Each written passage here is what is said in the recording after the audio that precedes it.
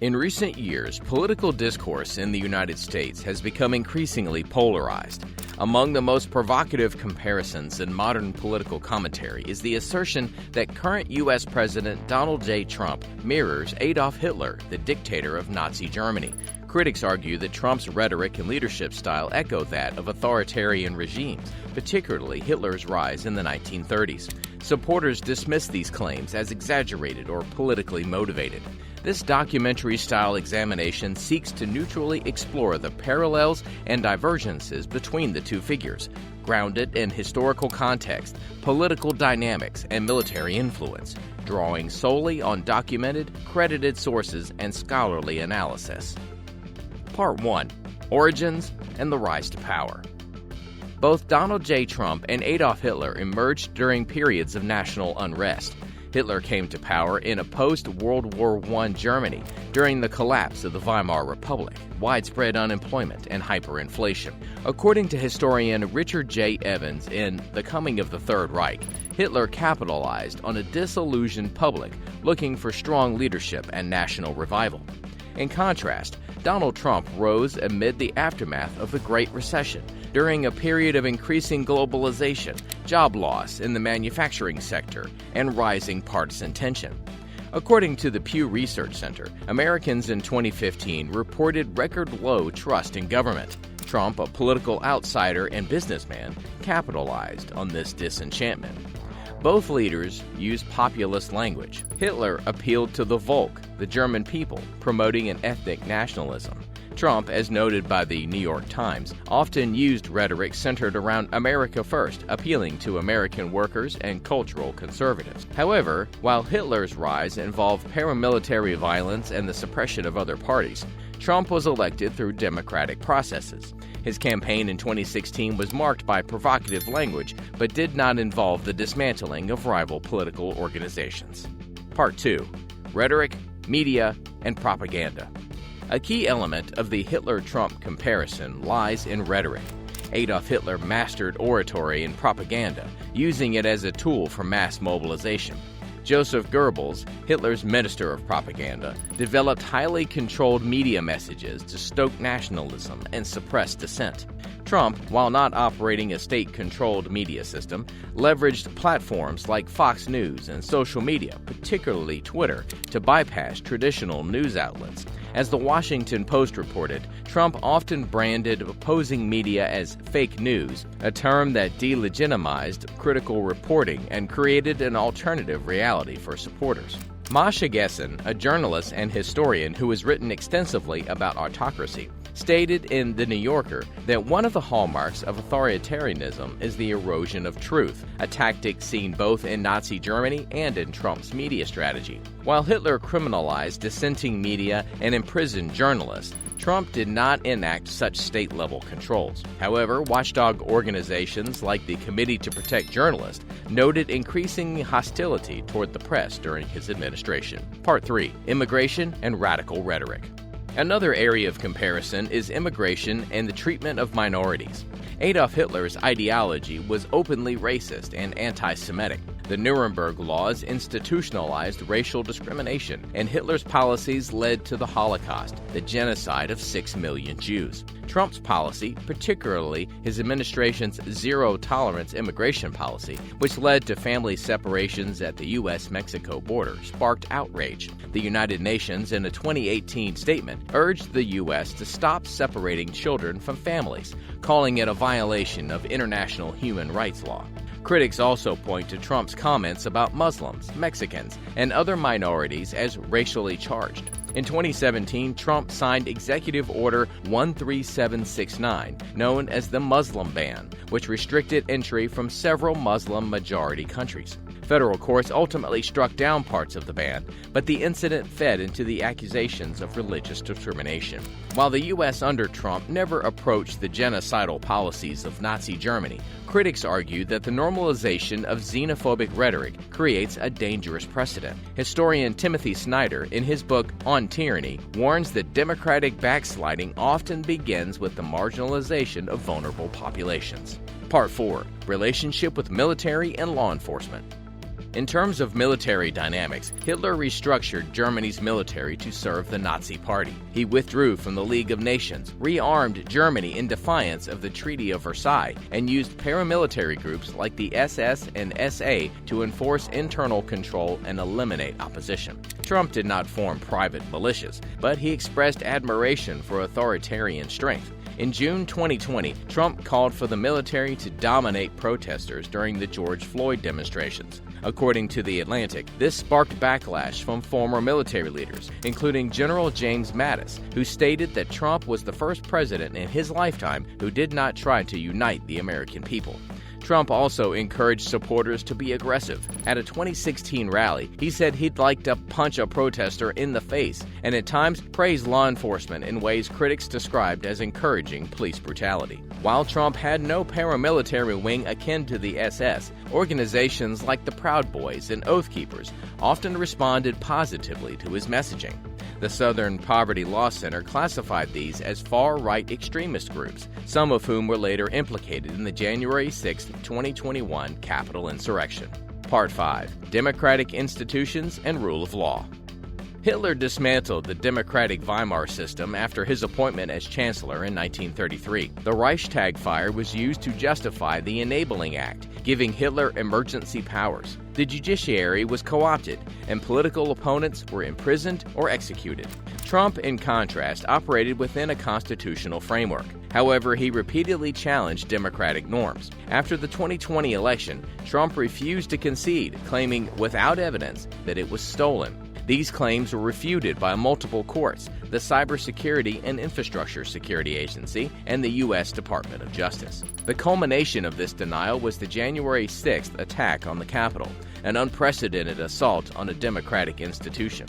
A bipartisan House committee later concluded that Trump played a central role in efforts to overturn the election results. While Trump did not suspend the Constitution, critics argue his actions represent an erosion of trust in democracy. As Yale professor Jason Stanley notes in How Fascism Works, authoritarian leaders often delegitimize elections, create enemies, and exploit crisis to consolidate power. Trump's behavior fits some of these patterns, though not to the extent seen in Hitler's consolidation of totalitarian control.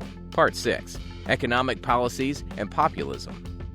Both leaders promoted economic nationalism. Hitler's regime reduced unemployment through rearmament and public works, including the Autobahn. However, his economic policies were intertwined with conquest and plunder, particularly of Jewish wealth and territories.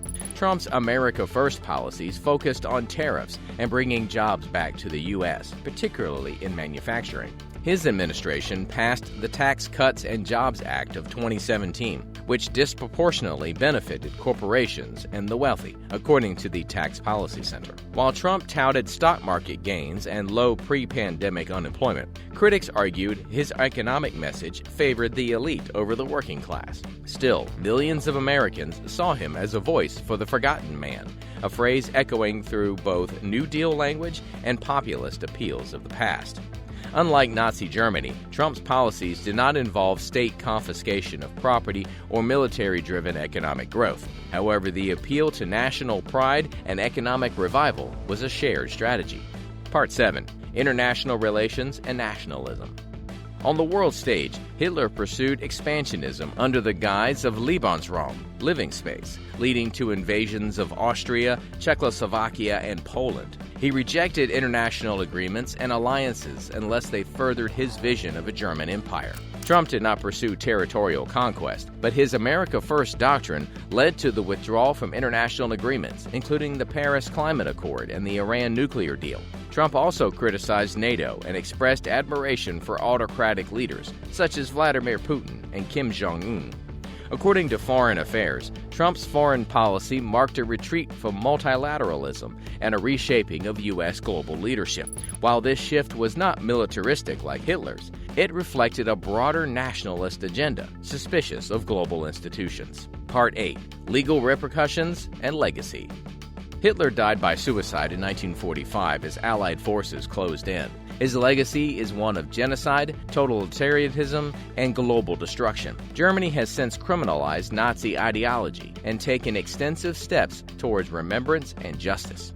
As of April 2025, Donald J. Trump serves as the 47th President of the United States, having been inaugurated for a non-consecutive second term on January 20th, 2025. This marks him as a second U.S. President to achieve non-consecutive terms, following Grover Cleveland. Despite his return to office, Trump continues to grapple with significant legal challenges stemming from actions taken before and during his first presidency. The Georgia election interference case. In Georgia, Trump faces a state-level indictment alleging he led a criminal racketeering enterprise aimed at overturning the 2020 presidential election results in the state. The case, known as the State of Georgia v. Donald J. Trump et al., includes charges under Georgia's Racketeer Influenced and Corruption Organizations (RICO) statute. However, the prosecution has encountered delays. In December 2024, the Georgia Court of Appeals disqualified District Attorney Fani Willis from the case, necessitating the appointment of a new prosecutor. Additionally, legal questions have arisen regarding the prosecution of a sitting president at the state level, further complicating proceedings. Federal prosecutions. At the federal level, Special Counsel Jack Smith had initiated two separate prosecutions against Trump, one concerning alleged attempt to obstruct the certification of the 2020 election results, and another relating to the mishandling of classified documents at Mar-a-Lago. Following Trump's re-election in November 2024, Smith moved to dismiss both cases, citing the Department of Justice's policy against prosecuting a sitting president. In his report, Smith stated that, absent Trump's return to office, the evidence would have been sufficient to obtain a conviction. Civil litigation in New York. In a separate civil case, the New York Attorney General's office successfully sued Trump and the Trump Organization for financial fraud.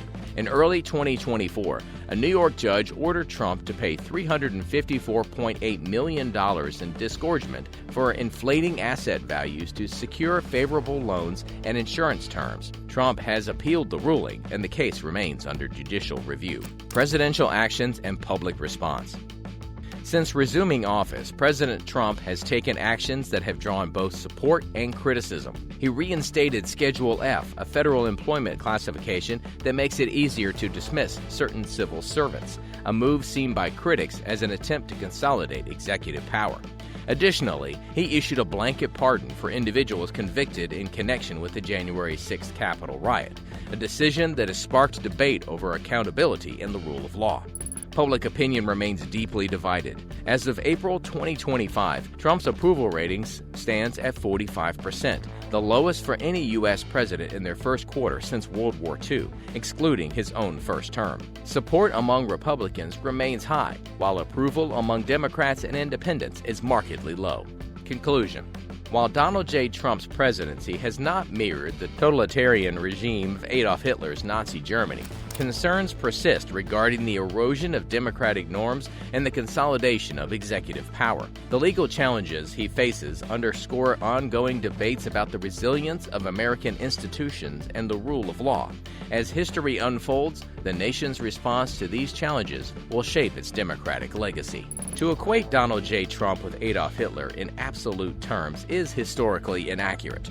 Hitler's regime oversaw systematic genocide and plunged the world into global war. Trump, while accused of undermining democratic norms, has not enacted policies remotely resembling the atrocities of Nazi Germany. However, the comparison remains relevant as a cautionary tale. Scholars warn that democracy is fragile. The similarities in political style, populist rhetoric, vilification of the press, nationalism, and attacks on institutional legitimacy are enough to provoke concern. If you've enjoyed this video, hit that like button, subscribe to this channel, and turn on the notification bell to stay up to date with our latest posts.